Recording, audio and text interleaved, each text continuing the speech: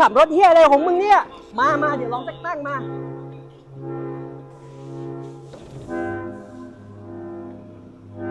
คนนี้เลยพี่ไอ้มึงใช่ไหมที่ไปด่าพี่เขาเมื่อกี้กูบอกแล้วว่าอย่าไปด่าพี่เขา ใช่ไหมที่ด่ากู ไปทุกคนค่อยสิแปลงร่างได้เวลาฮีโร่ ปั๊ม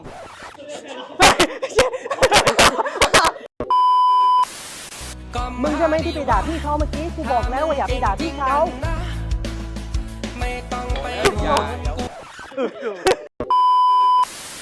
มึงใช่ไหมที่ไปไอ้มึงใช่ไหมที่ไปด่าพี่เขากูบอกแล้วว่าอย่าไปด่าพี่เขา มึงใช่ไหมที่ด่ากู กลัวแล้วพี่ขอโทษครับพี่ผมเป็นคนไม้คนแตกผมกลัวแล้วพี่